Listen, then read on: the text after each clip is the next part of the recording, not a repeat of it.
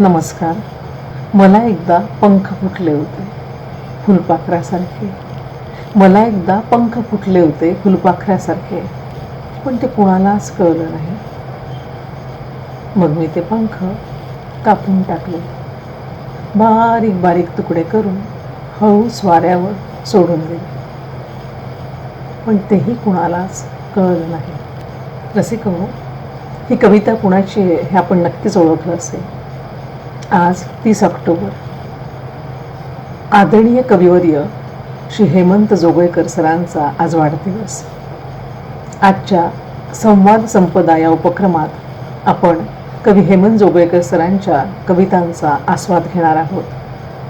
जोगळेकर सरांशी आपण संवाद साधणार आहोत. आज हेमंत जोगळेकर सरांच्या वाढदिवसानिमित्त मी माझ्या वतीनं आणि या उपक्रमात अत्यंत मनापासून सहभागी असलेल्या सर्व रसिकांच्या वतीनं सरांना वाढदिवसाच्या मनापासून शुभेच्छा देते.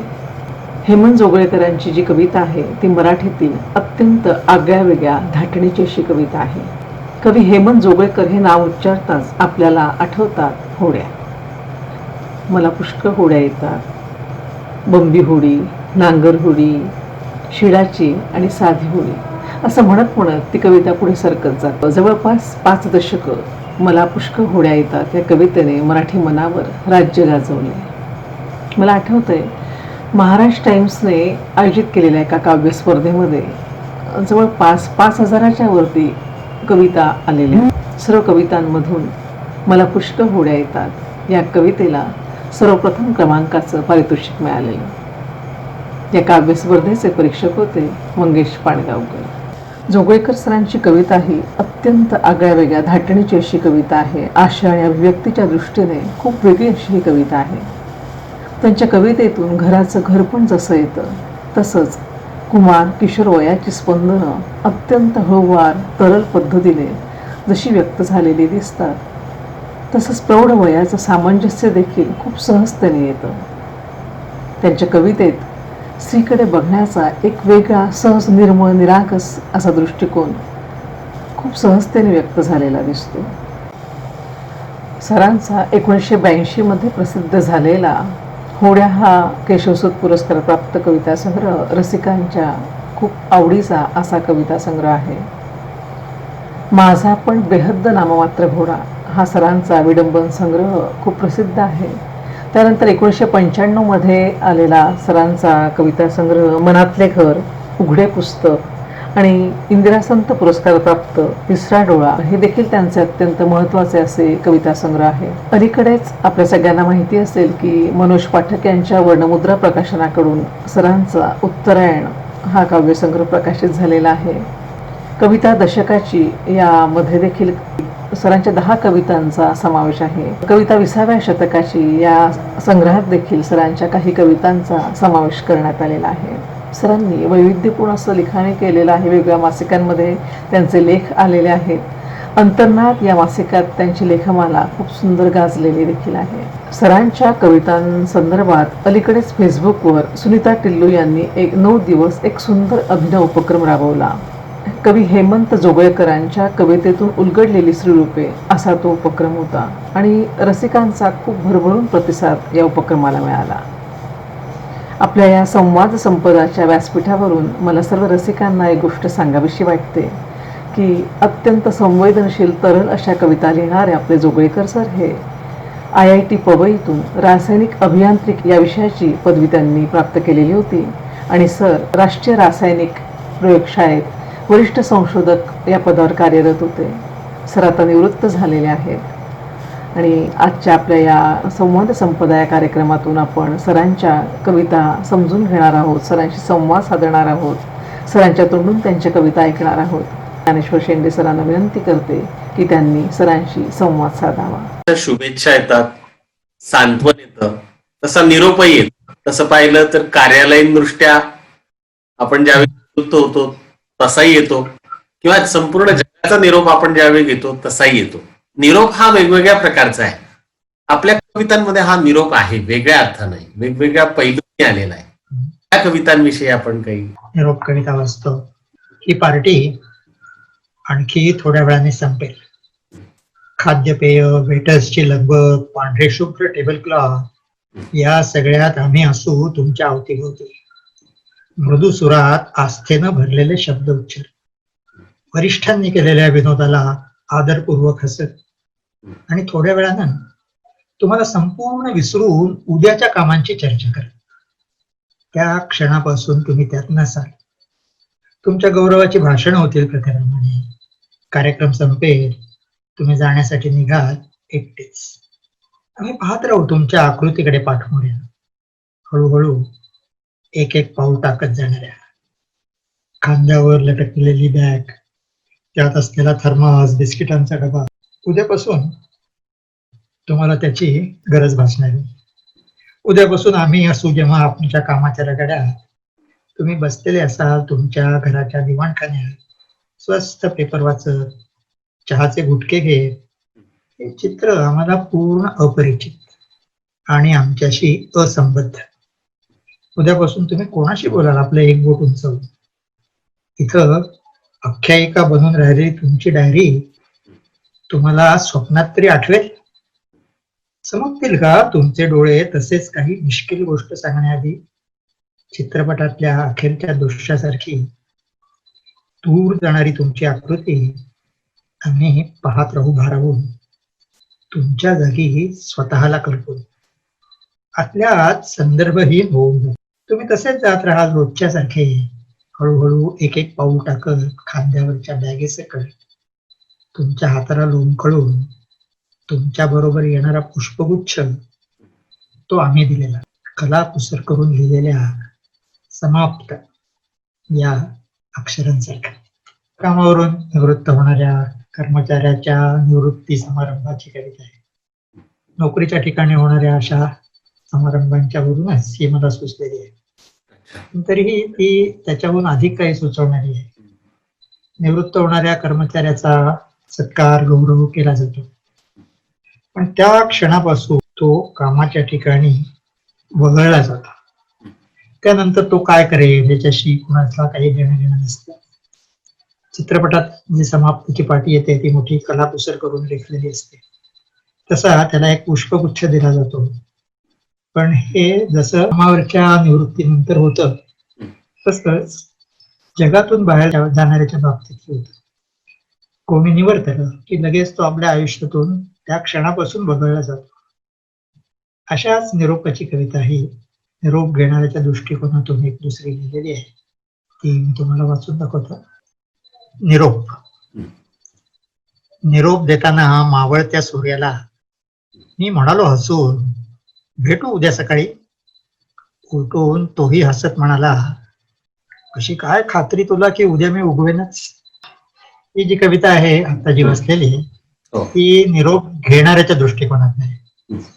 आयुष्याच्या संध्याकाळी आपण उद्या असू का नसू असा प्रश्न प्रत्येकाला कातर करत असतो. पण इथे संध्याकाळी निवेदक उद्या भेटू असं म्हणणाऱ्या सूर्यालाच प्रश्न करतो की, किंवा तो सूर्य त्याला म्हणतो की मी उद्याला उगवेन याची तुला एवढी खात्री कशी काय आहे? त्याच्यात हा खेळकरपणाने आणि विनोदाने म्हटलेलं असलं तरी त्याच्यासाठी सूर्याचं न उगवणं म्हणजे त्याचं या जगात नसणंच असणार असतं. उत्तरायण काव्य संग्रहात सून वाचून दाखवते कविता खूप अर्थपूर्ण कविता आहे सर. मला फार भावते ती कविता. घरातलं जे सासू सुनेचं नातं आहे हा खरं तर असं न संपणारा विषय आहे. तो तर वेगवेगळ्या वाहिन्यांवर मालिकांमधून वेगवेगळ्या स्वरूपातही दाखवला जातो. आपल्या कवितेतही सासू आणि सून हे संदर्भ आहे. मला त्या ओळी तर कायमच्या लक्षात राहिल्या. मी खूप आधी ते वाचलं होतं आणि मी आमच्या मुलांशी सहज एखाद्या वेळी शेअर करायचो तर ते पण हसायचे खूप. ते म्हणायचे काय ओळख लिहिली, किती छान आहे म्हणाले. आमचे कविराज हेमंत गोविंद गोगेकर सर एके ठिकाणी म्हणतात की सासू आठवून आठवून तिला सांगत राहते काम. आता हे सासू खरंच आठवून आठवून म्हणजे काम असेल तरी सांगणार, नसलं तर शोधणार. हे अगदी तंतोतंत आहे. या सून कवितेबद्दल आपण आपलं काही मनोगत सांगावं अशी मी आपली विनंती. उत्तरायण कविता संग्रहाच्या सुरुवातीला जी सून कविता आहे ती वाचतो. ही उत्तरायणातली म्हणजे उत्तरार्धातलीच कविता आहे. त्याच्यातलं हे सूनचं नातं. सून वाचून दाखवते आता गलितगात्र झालेल्या सासूला तिचा वेळ जावा म्हणून महाभारत. अर्जुनाने सोडलेल्या शरांनी विद्ध झालेले भीष्म पितामह हम्म. अर्जुनाकडेच मागतायत पाणी. सुनेला आटतायत. इतक्या वर्षाच्या संसारात दोन्हीकडून सुटलेले वाग्बाण सासूच्या मिटल्या डोळ्यांसमोर मुलाच्या लग्नात ओंजळीतल्या आरशात पाहिलेलं साजिर सोनमुख. महाभारत कोणीच ऐकत नाहीये. शरपंजरी पडलेल्या भीष्मांनाही कसलीच घाई नाही उत्तरायण सुरू होण्याची. या कवितेत महाभारताचा संदर्भ आहे. अगदी महाभारतातल्या भीष्म पितामहांना इच्छामरण लाभलेलं होतं. उत्तरायणाचा जरी शरपंजरी पडले असले तरी उत्तरायणाचा शुभ काल सुरू होईपर्यंत त्यांनी आपलं मरण रोखून धरलेलं होतं. या कवितेमध्ये रुग्णशय्येवरची सासू आणि तिची सेवा करणारी सून आहे, जसे ती वाचून दाखवत असलेल्या महाभारतात भीष्म आणि अर्जुन आहेत. सुनेला इतक्या वर्षाच्या संसारात दोन्हीकडून सुटलेल्या वाग्बाण ते आठवून आठवून तिला अपराधी वाटतंय. तर सासूच्या मनात आता केवळ सुनेबद्दल ममताच आहे. तिला महाभारत वाचून दाखवायला सांगणं हे देखील तिचा सहवास मिळावा म्हणून ते ऐकण्यासाठी नाही. मग शेवटी कवी एकच सांगतो, शरपंजरी पडलेल्या भीष्मांनाही उत्तरायण सुरू होण्याची कसलीच घाई नाही. इथे वृद्धत्वाच्या शारीरिक व्याधी सहन करत जगावं लागत असलं तरी सासूला मुलांना आपल्या मरणाचं दुःख द्यायचं नाहीये. आपल्या मायेची पाखर त्यांच्यावर घालत राहायचंय आणि सोन्यालाही तिचा वियोग नको आहे. हा जो आशय आहे तो भीष्मांनाही कसलीच घाई नाही उत्तरायण सुरू होण्याची या वाक्यानं सूचित होतो. ही जी कविता होती ती माझ्या उत्तरायण या कवितेची प्रारंभ कविताच होती. तर दुसरी तुम्ही जी ज्याचा उल्लेख केला ती सून कविता ती माझ्या मनातल्या घर संग्रहातली आहे. ती थोडी वेगळी आहे. ती आता वाचून सून. ती उभी असते अधोमुख, ती उभी असते अधोमुख, अंगावर साडीचे वेढ्यावर वेढे लपेटून. सासू आठवून आठवून तिला सांगत राहते काम, ती हालत राहते बिनबोगात. क्वचितच जाणवतात तिच्या साडीतून तिचे एवढेसे मोरपाय. रात्री ती पसरून ठेवते स्वतःला नवऱ्याच्या शय्येवर निशब्द. त्याचा आडमाप देह पुणवलेला खुळ्यासारखे फिरत राहतात त्याचे हात तिच्यावरून. त्याच्या दोन भीती एवढीच तिची कंबर. सकाळी पुन्हा केव्हाच ती सुसनात उभी असते स्वयंपाकघरात. खाली बसून बडबडत पारोशानच चहा पिणाऱ्या सासू आणि नवऱ्यासमोर ती कितीतरी उंच दिसते. तिच्या कमरेला खंबीर लटकलेल्या घराच्या किल्ल्या त्यांच्या डोक्याच्याही वरून झुलत असतात. दिवसा सासू त्या सुनेला आठवून आठवून कामं सांगते. रात्री तिला तिच्या नवऱ्याच्या शय्येवर स्वतःला पसरून ठेवावं लागतंय आणि ती स्वतः वयाने अगदी लहान आहे. तरीही ती काहीही न बोलता आपल्या जबाबदाऱ्या निभावणारी ही सून ओरकट वाटणाऱ्या नवऱ्या आणि सासूपेक्षा कशी कर्तृत्ववान आहे हे खाली बसून चहा पिणाऱ्या नवऱ्या आणि सासूच्या डोक्याच्याही वरून तिच्या कमरेला लटकवलेल्या किल्ल्यांची प्रतिमा ती व्यक्त करत असते. सर, आपल्या अनेक कवितांमध्ये स्त्रियांच्या संदर्भातल्या ज्या संवेदना आहेत फारच वेगळ्या प्रकारच्या आहेत, हळुवार आहेत. लक्ष्मी त्या कवितेतली स्त्री सुद्धा मला अशीच उंच वाटते, वेगळ्या विचार वाटते. आपण आदरपूर्वक आता स्त्रीचा कर्तृत्ववान या दृष्टीने उल्लेख केला सुनेचा. अशी एक काहीशी म्हणजे कर्तबगारीच्या अशा काही खुणा तिच्यात पण आहे. या लक्ष्मी कवितेविषयी आपण आमच्याशी बोला अशी मी विनंती करतो. बॅग भरून झाल्यावर तिनं एकदा घरावरून नजर फिरवली. बॅग भरून झाल्यावर तिनं एकदा घरावरून नजर फिरवली. गुंतत राहिली तिची नजर एकेका गोष्टी. भरून आले तिचे डोळे, खाली वळले. लाटा लाटा झाली तिने रोज पुसलेली फरशी. ती तशीच खाली बसली, जमिनीवर पसरली, किती उबदार वाटला तिला फरशीचा गार स्पर्श. दिसलं तिला वरचं छत किती उंच. वाटलं आढ्यतेनं हसलं. टोचलं तिच्या नजरेला कधीपासून छताला धरून लोंबकळणारं कोविष्टक. तिरीमिरीत ती उठली. केरसुणीच्या फटक्या सरशी कोळिष्टक झाडून काढलं आणि आपली बॅग उचलून वळून सुद्धा न पाहता तिनं आपलं पाऊल उंबरठ्या बाहेर टाकलं. तर इथे घर सोडून जाण्याचा तिचा निश्चय झालेला आहे, तरीही तिचं मन त्या घरामध्ये गुंतलेलं आहे. घराच्या प्रेमानं ती घराच्या जमिनीवर पसरल्यावरती तिला छताला लटकलेलं कोळिष्टक दिसत. तेच उंच उंच छत तिला तुच्छतेनं हसताय असं तिला वाटतं.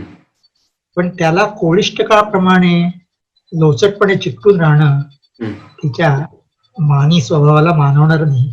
मग ती आधी ते कोळिष्टक काढते आणि मग स्वतः मागेही वळून न पाहता घराबाहेर पडते. चित्रदर्शी कविता आहे ती. असं खरोखरच ती स्त्री ते जाळं असं झटकते, काढते आणि अगदी तिरमिरीत निघते तिथून. असं काहीच चित्रपटासारखं माझ्या मनात त्यावेळी आलं होतं दृश्य. आणि केवळ दृश्य आलं नाही सर, प्रामाणिकपणे सांगतो, डोळ्यात अश्रू सुद्धा आले त्यावेळी. आणि असं वाटलं की अनेक स्त्रियांना असं वाटत असतं की मुळापासून सगळंच नाकारावं आपण, पण तरी त्या नाकारत नाहीत, नांदत राहत. ही जी कविता आहे लक्ष्मी, हो ही कविता 20व्या शतकाची म्हणून एक संग्रह निघाला होता. हो त्याच्यामध्ये 20व्या शतकातल्या 100 कवींच्या दखलपात्र कविता घेतलेल्या होत्या. त्याच्यात ही पण कविता लक्ष्मी त्याच्यामध्ये नाही, आहेच ती कविता तशी आहेच सर. ती रसिकांना खूप आवडते ती कविता, अर्थपूर्ण आहे खूप. सर आपल्या कवितेत वेगळी अशी निरागसता आहे. या निरागसतेची स्थिती अनेक जागांवर अशी थोडी प्रौढ प्रगल्भ सुद्धा आहे. कवी या नात्याने आपण या सगळ्या जागांकडे आता कसे पाहतात? आणि एकूण आपलं जसे आपण अनुभवाचं संचित घेऊन आयुष्यात वयाने मोठे होतो, ज्ञानाने मोठे होतो, अनेक प्रकारच्या सुखदुःखांनी सुद्धा आपल्याला एक वेगळं दिलेलं असतं. ह्या निरागसतेकडे आज आपण कसे पाहता? माझ्या कवितेच्या निरागसतेचं उदाहरण म्हणून बऱ्याच वेळेला तेव्हा ना या कवितेचा अगदी उल्लेख केला जातो. ती कविता वाचतो आणि मग त्याचं उदाहरण घेऊन तुमच्या प्रश्नाचं उत्तर देतो. तेव्हा ना धूळ, गवत आणि खडे माझ्या पायांना थेट गुदगुले येते. आमचे सिंहासन तेव्हा पेरूच्या झाडावर होते. सगळ्या पानांची चव मला तोंडपाठ होती. सहज मी फुलाच्या आत हिंडून येत असे. तेव्हा ना कपाटाच्या हिमालयावर मी समाधी लावून बसे. एकदा आकाशाचा घुमट उचलून मी बाहेर डोकावून पाहिले होते. नंतर पुन्हा तो जसाच्या तसा ठेवून दिला होता. तेव्हा ना शिकवलेले सगळे कसे समजत असे ताबडतोब. सगळे रंग तेव्हा कसे छान वेगळे निघत असत. इतिहासातल्या सगळ्या राजांना मिशा असत. तेव्हा ना धनुष्यबाण घेऊन मी लढाईवर जात असे. तेव्हा ना मुठीमध्ये आईचे बोट बंद असे. ही कविता बाळपणाचं वर्णन करणारी कविता आहे. तेव्हा निसर्गाशी थेट नातं होतं. त्या निसर्गाला सर्व इंद्रियांनी जाणून घेण्याचं औत्सुक्य होतं. काहीच अशक्य वाटत नव्हतं. कल्पनेतल्या गोष्टी सुद्धा त्यावेळेला खऱ्या वाटत होत्या. आयुष्य साधं सरळ सोपं होतं. पण हे कविता ती वारंवार त्याच्यामध्ये तेव्हा ना असं म्हणते. तर हे असं म्हणताना तेव्हा ना हा शब्द तेव्हा असं होतं असं म्हणताना ते आता तसं राहिलेलं नाही आहे. हे सल व्यक्त करत राहतं, ते आपोआप व्यक्त करत राहतं. हे सगळ्यात शेवटी हे सगळं का शक्य होतं त्यावेळेला हे सांगणारी ओळखते की तेव्हा ना मुठीमध्ये आईचे बोट बंद असे. आईवरच्या दृढ विश्वासामुळेच हे शक्य होतं, ते ही ओळ सांगते. त्याच्यामुळे ते त्याच्यामध्ये आता ही कविता जरी मुलाचे वर्णन करत असली तरी त्याच्यातल्या ज्या भावना आहेत त्या प्रौढ बालकाच्या प्रौढ पुरुषाच्याच आहेत. माझा होड्या संग्रह पु ल देशपांडे पाठवला होता, त्यांनी तो वाचला. त्यांचं मला पत्र आलं की त्याच्यात त्यांनी लिहिलं की तुमच्या होड्या संग्रहातल्या तेव्हा ना, या पहिल्याच कवितेनं मला पकडून धरलं. तेव्हा ना मुठीमध्ये आईचे बोट बंद असे, ही ओळ वाचताना खळखण डोळ्यात पाणी आलं. मुठीत बंद करून धरावी आणि आयुष्याची वाटचाल त्या धीरावर धनुर्धारी वीरासारखी करावी, अशी आश्वासक बोट आयुष्यात लाभत नाही, हीच खरी शोकांतिका आहे, असं त्यांनी लिहिलं. पण त्यांचा अर्थातच त्यांचा अभिप्राय खूप सुखावणारा होता. पण विचार केल्यावरती मला असं वाटलं की आयुष्याची खरी शोकांतिका अशी बोट न लाभण्यात नाही आहे, तर अशी बोट जी असतात त्या बोटांच्या वरचा आपला अपार विश्वास आपण जसे वयाने वाढत जातो तस तसा हळूहळू हरवत जातो, ही खरी शोकांतिका आहे. आणि ही जी जाणीव कवितेत आहे ती अर्थातच प्रगल्भ जाणीव आहे. तर आपल्या कवितेत बालपणी आपण जे काही खेळ खेळतो आणि सगळे मुलं मुली छान एकत्र असतात, गमती जमती असतात, त्यावेळेचे खेळ तर आता पाहायलाही मिळत नाही. आणि त्या खेळांची नावं सुद्धा आजच्या, मला काही नवीन पिढीवर म्हणजे हे नाही करायचं, आरोप नाही करायचं, पण त्यांचे खेळ बदलले, त्यांचं एकूण सगळी शैली बदलली. तुमच्या आमच्या सगळं वातावरण वेगळं होतं. आता असं पण म्हणतो, मान्य करतो की यांचं पर्यावरण आपल्यापेक्षा खूप मोठं आहे. पण तरी तुमच्या कवितेत केव्हा तरी ते भो येतं, ते ठो करणं येतं, कानात कुर करणं येतं. आणि अशाही काही शब्दांच्या निलया आहेत, अशा काही शब्दकळा आहेत, त्यातली सहजता सुंदरता इतकी छान आहे सर की ती शब्दकोशाला सुद्धा बळ देईल. आणि ही मला विशेषतः खूप जाणवते आपल्या कवितेत. अनेकदा इथे वाचतो ना त्यावेळी मला ते जाणवत राहतं. आपल्या कवितेतल्या कोलंबसाविषयी एक कंठा वाचकांच्या मनामध्ये आहे. जहाजे जेव्हा ही कविता आम्हाला जरूर ऐक. जहाजे जेव्हा पुढे अथांग समुद्र होता, आखलेली वाट नव्हती, दिशा सगळ्या खुणावत होत्या, वारा साथ घालीत होता. जहाजे जेव्हा माझी वाट पाहत पाण्यामध्ये उभी होती, सकाळची किरणे मला हाका मारून उठवत होती, बागेतली फुलं मुद्दाम माझ्यासाठी फुलत होती, निळ्याशार आकाशात ढगांचे गुच्छ होते, रात्र रोज माझ्यासाठी नवी स्वप्ने जागवित होती. जहाजे जेव्हा पाण्यात माझी वाट पाहत उभी होती, अनोळखी गर्द झाडी मला भिवू धजत नव्हती, बसलेली जागा मला बांधून ठेवू शकत नव्हती. सगळेच मला पाहायचे होते, सगळीकडे जायचे होते, सगळेच माझ्यासाठी होते, सगळे माझ्यासाठीच होते. जहाजे जेव्हा पाण्यात माझी वाट पाहत उभी होती, रस्ते मला घेऊन किती किती लांब फिरून येत, वळणे आणि डोंगर शिखरे आपल्याकडे ओढून नेत, समोरच्या खिडकीतून ती वळून वळून माझ्याकडे पाहायची. जहाजे जेव्हा पाण्यात माझी वाट पाहत उभी होती, पुढे अथांग समुद्र होता, आखलेली वाट नव्हती, दिशा सगळ्या खुणावीत होत्या, वारा साथ घालीत होता, डोक्यावरती माझ्या तेव्हा कोलंबसची टोपी होती. जहाजे जेव्हा पाण्यात माझी वाट पाहत उभी होती. कविता सुद्धा पुन्हा मागे वळून पाहणारी कविता आहे. तरुणपणाकडे किंवा तारुण्यात पदार्पण करणाऱ्याकडे वळून पाहते. कोलंबस हा भारताच्या शोधात पृथ्वी प्रदक्षिणा करायला निघाला होता आणि तो अमेरिकेला पोहोचला होता. पण त्याच्याजवळ जो आत्मविश्वास आणि साहस जे होतं तेच या कवितेच्या निवेदकाकडे आहे. त्याच्या डोक्यावरती कोलंबसाची टोपी होती आणि जहाज त्याची वाट पाहत पाण्यात उभी होती, असं सगळं वर्णन आहे. त्यामुळे मला आणखीन एक गोष्ट आठवली.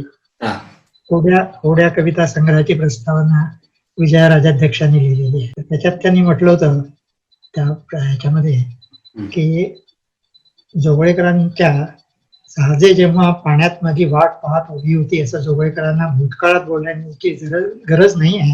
हम्म.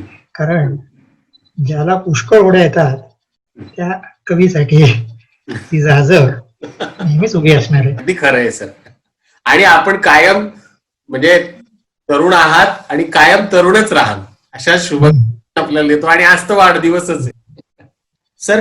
का हसतेस सारख्या कवितेबाबत मानवी भावबंधाचा नाजूक तोल सांभाळत मनातली भावना प्रांजळतेने व्यक्त करणारी कविता, असं संजय आर्वीकर म्हणतायत.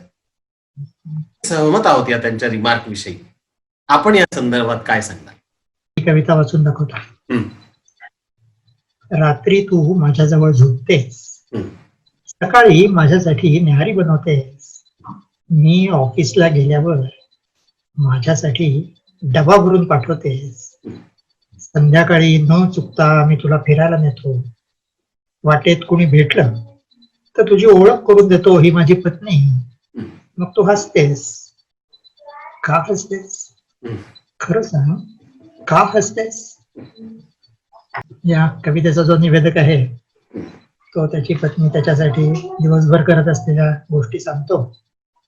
आपण स्वतः काही करत नाही, पण न चुकता तिला संध्याकाळी फिरायला नेतो. कोणी जर परिचित वाटेत जर भेटला तर त्याची ओळख माझी पत्नी म्हणून करून देतो.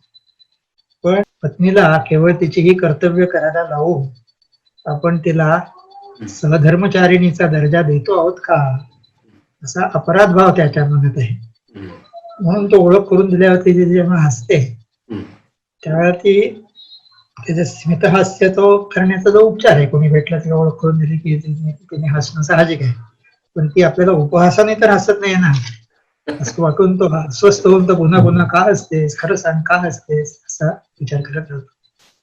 हा सर्व भाग आहे तो केवळ शेवटच्या प्रश्नातून का हसतेस या त्याच्यातून व्यक्त होतो. हे केवळ कविताच हे करू शकते. या संदर्भात कविता काय करू शकते हे मी त्या कवितेवरतीच एक दुसरी कविता लिहून केलेलं आहे. का हसतेस या कवितेच्या संदर्भात दुसरी त्याच्यावर लिहिलेली कविता काय सांगते कवितेच्या सुरुवातीसच मी जाहीर करतो की रात्री तू माझ्याजवळ झोपतेस. वाचक गृहीत धरू शकतात तदनुषंगिक गोष्टी तू करत असल्याचं, पण कविता देत नाही कशाचीच कबुली. परत असशील किंवा नसशीलही कवितेत सर्व पर्याय खुले राहतात. मग मी सांगतो दिवसभर तू माझ्यासाठी करत असलेल्या दोन गोष्टी.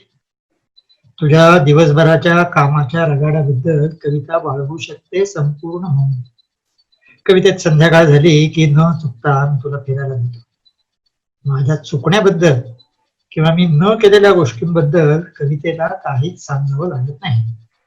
वाटेत तुझी कोणा तिरायकाशी ओळख करून दिली, ही माझी पत्नी, की हसण्याखेरीज तू काहीच करू शकत नाहीस कवितेत. तरी मी तुला विचारतो तू का हसतेस, आणि नाकारू पाहतो. मला जाणवलेलं त्या प्रश्नाचं उत्तर तुला खरं सांग असं बजावी. मला हेही माहित की हसताना तू काहीच सांगू शकणार नाहीस आणि तुझं हसणं संपण्याच्या आतच संपून टाकतो कविता. तरीही कविता काढून टाकते जाता जाता तुझ्या माझ्या नात्याच्या तोंडावरचा स्मिताचा मुखवटा कायमचा. सर तसं पाहिलं तर हे हृदगतच आहे एका अर्थाने. माणसं जी संवेदनशील असतात सर तेच असं लिहू शकतात आणि तेच असं विचार करू शकतात असं मला वाटतं. आणि म्हणून आपली कविता वाचकांना आवडते.